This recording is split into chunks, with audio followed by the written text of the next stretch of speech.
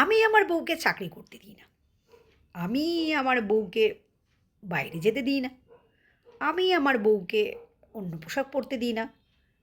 হ্যাঁ, আপনাদেরকে বলছি, নেহাতি আপনারা গণ্ডমূর্খ, না হলে ছোট লোক। কারণ কে কী পড়বে বা কে কোথায় কাজ করবে নিজের যোগ্যতা অনুযায়ী, সেটা কিন্তু আপনি ঠিক করে দেবেন না।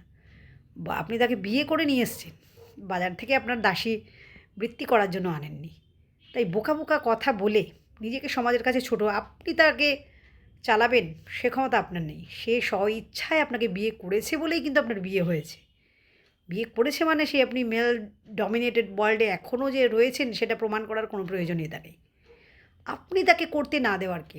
পোশাক মানুষ পরে তার নিজের ইচ্ছে অনুসারে, কাজ মানুষ করে তার প্রয়োজনে। আর এত মানুষ শিক্ষিত, এখন প্রত্যেকটা মানুষই নিজের শিক্ষাগত যোগ্যতায় অনেকটাই এগিয়ে গেছেন। তারা সেই শিক্ষাগত যোগ্যতাটাকে আপনার বাড়িতে শুধু ওয়েস্ট করবার জন্য কেউ আসেননি।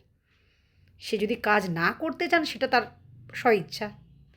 এবার সে যদি অন্য ওয়েস্টার্ন পোশাক পরতে না চান সেটাও তার ইচ্ছা। তা বলে এটা ভাববেন না যে আপনি তাকে বলছেন বলেই সে কাজগুলো করবে না। আর আপনাদেরকে সেই সমস্ত মানুষদেরকে আমি খুব একটা রেসপেক্ট দিতে পারছি না। কারণ স্বাধীনতা সবার আছে, আপনি বিয়ে করে কাউকে ধন্য করেননি। তাই জন্য জানেন তো যে এখন ম্যাক্সিমাম কিন্তু বিয়ে ভেঙে যাওয়ার কারণই হচ্ছে ডমিনেট করা। সেখানে উল্টো দিকে মহিলারাও। আমি স্বামীকে ফেসবুক করতে দিই না। আমি স্বামীর পাসওয়ার্ড নিয়ে রাখি কেন? উনি কি আপনার কৃতদাস? তা তো নয়।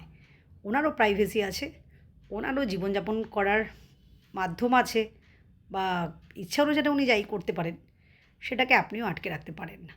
যদি এগুলোর সঙ্গে সমঝোতা করতে না পারে তাহলে কিন্তু বিচ্ছেদের দিকে যাবে, এটাই স্বাভাবিক। তাহলে কান্নাকাটি করে বলবেন না যে সে ভালো, আপনি খারাপ, বা আপনি ভালো সে খারাপ। এরকম বলার কোনো মানে নেই। সমস্ত মানুষের একটা প্রাইভেসি চাই। ভালোবাসা একদিকে আর প্রাইভেসিও কিন্তু আরেকদিকে, তাই না?